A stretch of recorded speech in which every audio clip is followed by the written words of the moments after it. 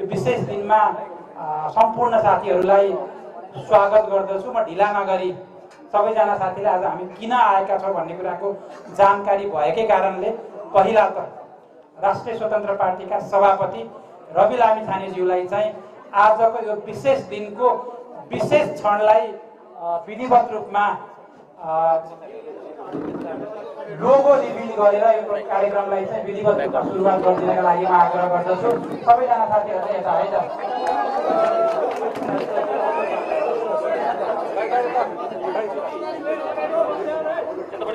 अलिअलि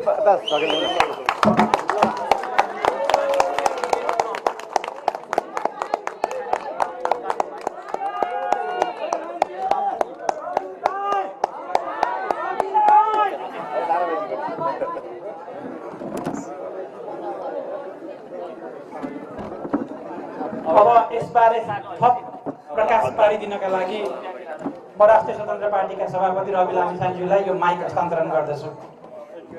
सबैजनालाई नमस्कार। जलेश्वर बैठकको राजनीतिक प्रतिवेदनमा नै क्यान्डिडेट क्लब र लिडरसिप एकाडेमीको अवधारणा सार्वजनिक गरेको कुरा म यहाँहरूलाई स्मरण गराउन चाहन्छु। हाम्रो राजनीति दस्तावेजहरूमा, नाराहरूमा, सिद्धान्तहरूमा बढी र व्यवहारमा अलिकति कमजोर हो कि भन्ने महसुस गरेर हामी एउटा फरक राजनीतिक अभ्यासमा प्रवेश गरेको कुराहरू, उसका आदर्शहरू, यी सबै कुराहरू समाजमा स्थापित हुनको निमित्त एउटा निश्चित समय लाग्ने रहेछ। राजनीतिक दल सरकार बन्न सक्ला, संसदमा महत्त्वपूर्ण सङ्ख्या हासिल हुन सक्ला, तर राजनीतिक दल बन्ने केही चरणहरू छन्। ती चरणहरू चाहिँ पार हुन केही समय लाग्छ जस्तो हामीले महसुस गरेका छौँ। यसको अर्थ यो होइन कि हामी दलको रूपमा परिपक्व नभइकन अरू काम गर्न सक्दैनौँ अथवा कमजोर हुन्छौँ भन्ने होइन, तर वैचारिक रूपमा आफूलाई स्पष्ट पार्न, आफ्ना वैचारिकीहरू आम नागरिकमा पुग्न, विद्वत व्यक्तित्वहरूसँग पुग्नलाई केही समय लाग्छ। त्यसका अलावा हामीलाई आवश्यक परेको नेतृत्वको खोजी गर्ने राजनीतिसँगैको एउटा मेरिटोक्रेसीको बिन्दु के होला भन्ने सोचेर हामीले क्यान्डिडेट क्लब र त्यसपछि लिडरसिप एकाडेमीको अवधारणा ल्याएका हौँ।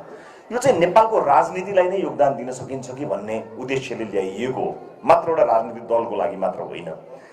क्यान्डिडेट क्लब कहिलेकाहीँ क्यान्डिडेट एलिजिबल छ कि छैन, क्यान्डिडेट अथवा एउटा उम्मेदवार बन्नको निमित्त उम्मेदवार बन्नका लागि आवश्यक पर्ने कतिपय अवस्थामा केही कानुनी झमेला पाएको छ कि, केही आर्थिक या सामाजिक किसिमका अप्ठ्याराहरू पो छन् कि, पारिवारिक किसिमका झमेलाहरूमा पो मानिस छ कि भन्ने कुरा जान्न किन पनि जरुरी हुने रहेछ भने तपाईँले हेर्नुभयो होला नेतृत्वमा आएका कयौँ मानिसहरूका कयौँ कुराहरू उठ्दै आउँछन्। त्यस कारणले क्यान्डिडेट क्लबभित्र ल्याएर ती सबै कुराहरूलाई हेरेर परिपक्व व्यक्तिलाई कम्तीमा क्यान्डिडेट बन्न सक्ने राजनीतिक रूपमा, सामाजिक रूपमा र अन्य विभिन्न मापदण्डहरू, सामान्य मापदण्ड जुन एकदमै अप्ठ्यारा खालको होइन, राजनीतिक मापदण्ड भित्र परेको मानिस कम्तीमा क्यान्डिडेट क्लबभित्र रहोस् र त्यस पछाडि लिडरसिप एकाडेमीमा गएर कुन तहको नेतृत्व गर्न खोजेको हो त्यो तहको आधारभूत कम्तीमा ज्ञान हासिल गरिसकेपछि उसले समाजलाई र आफू निर्वाचित भएर जाने त्यो संस्थालाई योगदान दिन सक्छ र अन्ततोगत्वा देशले राम्रो नेतृत्व पाउँछ भन्ने अवधारणा स्वरूप हामी आएका हौँ। कहिलेकाहीँ राजनीतिको चर्को भाषण, राजनीतिक मुद्दाहरूको उठान र एउटा गजबको अभियन्ता हुँदैमा त्यसमा राजनीतिक ज्ञान अथवा नेतृत्वको ज्ञान, तत्त तहको नेतृत्वको ज्ञान, चाहे केन्द्रको होस्, प्रदेशको होस् या स्थानीय तहको, त्यो नभइदिन पनि सक्छ भन्ने कुराले कहिलेकाहीँ लोकप्रिय हुनुको अर्थ ऊ राजनीतिज्ञ हुन सक्छ कि सक्दैन भन्ने प्रश्न पनि त आजभोलि चर्को रूपमा उठेको छ। यी प्रश्नहरू उठ्छन् होला भन्ने सोचेर नै लगभग 3 वर्ष अगाडि हामीले यो अवधारणा ल्याएका हौँ। एउटा क्षेत्रबाट चिर परिचित मान्छे आम नागरिकको नजरमा पर्छ, चुनावमा उठ्छ, स्वाभाविक रूपमा परिचित अनुहार भएपछि उप्रतिको विश्वास आम नागरिकको बढ्छ, उसले चुनाव जित्छ। तर त्यो सम्पूर्ण होइन। चुनाव जितिसकेपछि बल्ल चाहिँ राजनीतिक एउटा व्यक्तिको परीक्षा सुरु हुन्छ। त्यो परीक्षा भनेको ऊ उम्मेदवार बन्न योग्य थियो कि थिएन पहिलो कुरा, र उम्मेदवार भइसकेपछि आफू निर्वाचित भएको ठाउँको अथवा त्यो क्षेत्रको त्यसको काम कर्तव्य अधिकारको बारेमा उसलाई कतिको जानकारी छ, त्यसका कानुनी पाटोहरू, राजनीतिक पाटोहरू, सामाजिक पाटोहरू भन्ने बारे जानकारी हुन सक्यो भने एउटा योगदान दिन सकिन्छ भन्ने उद्देश्यले हामीले सुरुवात गरेका हौँ। र आजबाट यो सुरुवात खुला भएको छ। म औपचारिक रूपमा पहिला यसलाई हाम्रो एपमा, रासोपाको आरएसपी एपमा उपलब्ध हुने गरी अहिले भर्खरै यसको औपचारिक रूपमा म सुरुवात गर्न गइरहेको छु।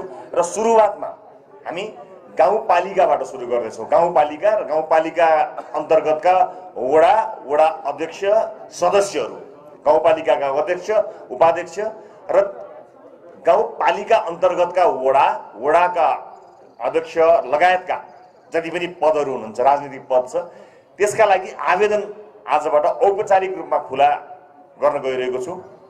म त्योभन्दा पहिला अलिकति केही कुरा गर्छु र यो खुला गरिदिएर म बिदा। आज प्रेसका साथीहरूसँग प्रेस छलफल कार्यक्रम राखिएको छैन।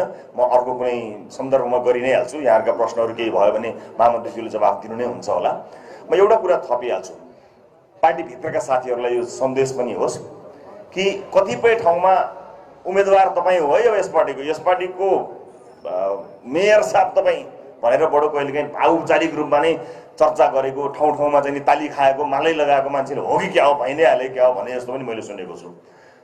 कसैले पनि कोठामा बसेर, चोटामा बसेर, सभामा बसेर, कहीँ पनि बसेर जो कोहीलाई बिना आधार, बिना कारण, बिना निर्णय आफ्नो मर्जीले उम्मेदवार तपाईँ नै हो भनेर जसले जहाँ त्यसरी उम्मेदवारी हाम्रो शब्दमा बेच्नु भएको छ भनौँ न, त्यो पैसाको लेनदेनको बेचाइ भने होइन, तपाईँ भनेर बेच्नु भएको छ, दिनुभएको छ, उपहार दिनुभएको छ, त्यो सबै यही क्षणबाट खारेज भएको जानकारी गराउन चाहन्छु। Without being a member of candidate club तपाईँ उम्मेदवार बन्न सक्नुहुन्न। अब तपाईँहरूलाई लाग्ला पहिला पनि तिमीहरूले त्यसै भनेका थियौ, चुनाव अगाडि भद्रगोल गर्यो, मनलाग्दो खल्तीबाट ल्यायो, मान्छे ल्यायो, उम्मेदवार को भयो, कहाँ क्यान्डिडेट क्लब लिडरसिप एकाडेमी भनेको थियो, अन्तर्वार्ता गरेको थियो, सबै चिज गरेको थियो, प्राइमेरी इलेक्सन भनेका थियो, खै त कहाँ गयो भन्ने तपाईँहरूलाई लाग्ला। विशेष परिस्थितिमा गरिएको विशेष निर्णय, विशेष निर्वाचन, समायोजन लगायतका कामले गर्दा हामीले त्यतिखेर गर्न पाएनौँ, त्यो गरिएन, गर्नु पर्दथ्यो गरिएन। यसको अर्थ सधैँ गरिँदैन भन्ने होइन। अब यस उपरान्त महाधिवेशनको समाप्ति सँगसँगै समायोजनको सम्पूर्ण काम समाप्त भइसकेको छ। हामी एउटा रासोपा छ, एउटा लिडरसिप छ, अलग अलग छैन, फरक छैन। कसैले भन्न सक्ला म यो गुटको, म यो गुटको, मेरो नेता यो हो, मेरो नेता ऊ हो, कसैले भन्न सक्ला। त्यसबाट मनोरञ्जन बाहेक केही पनि लिन सकिँदैन। म आज तपाईँहरूलाई एकदमै स्पष्ट गर्न चाहन्छु। 1 RSP 1 बेल, एउटा रासोपा एउटा घन्टी। त्यसैले हामीले सबै समायोजनका कामहरू महाधिवेशनबाट गरिसकेका छौँ। साथीहरूलाई यो कुरा म स्पष्ट गर्न चाहन्छु। त्यसैले जो कोहीले उम्मेदवार बनाएर तपाईँ नै हो भनेको छ, हुन सक्ला त्यसरी भनिएका साथीहरू पनि उम्मेदवार क्लबमा आएर उहाँहरू छानिनुहुन्छ र उम्मेदवार क्लब पछाडि पनि लिडरसिप एकाडेमीमा गएर केही चिजहरू जान्ने काम त गर्नु नै परिहाल्छ। सिक्ने एउटा युनिभर्सिटी हो र अनलर्निङ युनिभर्सिटी पनि हो लिडरसिप एकाडेमी। त्यो चरणमा हामी प्रवेश गरि नै हाल्छौँ। त्यसैले फेरि रिपिट गर्छु, म आजबाट जो साथीहरू पालिका, गाउँपालिकाको मात्रै, अहिले हामीले नगरको, महानगरको अहिले सुरुवात गरेका छैनौँ, गाउँपालिकाको सम्पूर्ण जो साथीहरू दूर दराजदेखि सहर गाउँ जहाँ हुनुहुन्छ, उहाँहरू सबैलाई अब आजबाट यो आवेदन खुल्ला गरिएको छ। पहिला तपाईँ क्यान्डिडेट बन्नका लागि तयार हुनुपर्नेछ र त्यस पछाडि तपाईँहरूलाई उम्मेदवार बन्ने बाटो खुल्नेछ। त्यसमा आफ्नै किसिमका प्रतिस्पर्धा हुनेछन्। एउटा अर्को कुरा पनि थपिहाल्छु, राजनीतिक पार्टीमा लागेका, रासोपामा लागेर काम गरिरहनुभएका कतिपय साथीहरू लागेको होला हामी त पार्टीमा लागेर के गर्ने, कोही नयाँ फुत्त आइपुग्छ उसैले उम्मेदवारी पाउँछ भन्ने लागेको होला। रासोपामा जो काम गरिरहनु भएको छ, जो पार्टीमा खटिरहनु भएको छ, दिनरात सुरुवातदेखि आजसम्म गरिरहनु भएको छ, उहाँहरूको सम्भावना बढी छ, उहाँहरूको वेटेज बढी छ। प्रतिस्पर्धामा उहाँहरूलाई अरूलाई भन्दा सजिलो डेफिनेटली हुन्छ, किनकि पार्टीमा दिन रात नभनेर हिजो घण्टी बोक्दै हिँड्दा मुद्दा खेपेको, पिटाई खाएको, गाली खाएको बेइज्जती सहेको हामीले बिर्सेका छैनौँ। ती साथीहरू कोही निराश हुनु पर्दैन स्वाभाविक रूपमा। तर सँगसँगै क्षमतावान नयाँ आउने साथीहरूको बाटो पनि हामीले बन्द गर्नु हुँदैन। वेटेज रासोपा अलरेडी भएका साथीहरूको वेटेज अलरेडी बढी छ। त्यो अङ्क भाराङ्क भनिन्छ त्यसलाई होइन, त्यो स्वाभाविक रूपमा बढी छ।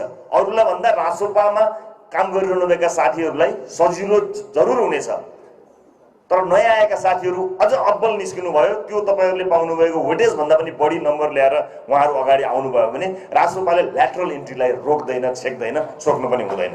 दुईवटा कुरा छन् साथीहरू। एउटा मभन्दा अब्बल कोही आउला कि भनेर पार्टीमा कयौं साथीहरूलाई आउनबाट रोकिएको कुरा पनि सत्य हो। अब यसले त्यो कुरालाई पनि समाधान गर्छ। एउटा त्यो पनि हो। अर्को कुरा, नयाँ आए साथी म त समायोजनको, म त उताबाट आएको, म त्यताबाट आएको भनेर ट्यापटुप पारेर पद लगिहालेका साथीहरूले गर्दा पुराना भएर साथीहरूलाई दुखी बनाइएको कुरा पनि सत्य हो। तर यी दुवै चिजको समायोजन, यी सबै चिजको चाहिँ नि एउटा समाधान क्यान्डिडेट क्लब र लिडरसिप एकाडेमीले गर्नेछ, मलाई विश्वास छ। फेरि पनि समस्या आउलान्, फेरि पनि प्रश्नहरू आउलान्। ती समस्या र प्रश्नहरूलाई समाधान गर्दै हामी अगाडि बढ्नेछौँ। मेरो शुभकामना छ यहाँहरूलाई देशको महत्त्वपूर्ण पद, देशका योग्य मानिसहरूको लागि समर्पित गर्ने उद्देश्य सहित आजबाट सुरु भएको क्यान्डिडेट क्लबमा सम्पूर्ण उम्मेदवार बन्न चाहने साथीहरूलाई हार्दिक स्वागत गर्दै अबको क्षणबाट क्यान्डिडेट क्लबको गाउँपालिका तहको आवेदन आरएसपी मोबाइल एपमा अबको क्षणमा सुरु भएको कुराको घोषणा गर्दै म यसलाई क्लिक गरेर ओपन गर्न चाहन्छु।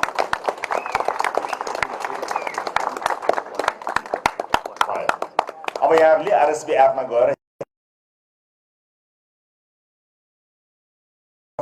आवेदन राखिएको छ। सानो भिडियोको क्लिप पनि मलाई पनि देख्नुहुन्छ, भर्खरै रेकर्ड पनि गरेर आएको छु। धेरै धेरै धन्यवाद यहाँहरूलाई। एउटा पार्टी निर्माण गर्ने चरणमा जाँदा कयौं कुराहरूको सामना गर्नुपर्ने हुन्छ। हामी एउटा प्रक्रियामा अगाडि बढेका छौँ, त्यसैले गर्दाखेरि पार्टीका हिसाबले नयाँ छ, सरकारका हिसाबले हामी नयाँ छौँ। तर आएका प्रतिक्रियाहरू, आएका गुनासोहरू हामीले सरकारका रूपमा पनि सुनेका छौँ, पार्टीका रूपमा पनि सुनेका छौँ। आत्तिनु पर्दैन। हामी सही ढङ्गले मुलुकलाई र पार्टीलाई अगाडि लिएर जान्छौँ। यहाँहरू सबैको साथ, माया र विश्वास कुनै हालतमा पनि खेर जाने छैन। म यति बाचा गर्छु। आज तपाईँहरूसँग प्रश्न उत्तरको सेसनमा म हुँदिनँ, यद्यपि तपाईँहरूसँग प्रश्न उत्तर निरन्तर गर्दै आएको छँदैछु। फेरि अर्को एउटा कुनै अवसर पारेर प्रेसका साथीहरूसँग म कुराकानी गर्छु। यो छोटो सूचनाको बावजुद पनि तपाईँहरू उपस्थित भइदिनु भयो, तपाईँहरूलाई धेरै धेरै धन्यवाद। र सम्पूर्ण क्यान्डिडेट क्लबमा सहभागी हुनको लागि तयार रहनुभएका गाउँपालिका तहका सम्पूर्ण साथीहरूलाई सबैलाई मेरो हार्दिक मङ्गलमय शुभकामना। हस्, धन्यवाद। जय घन्टी।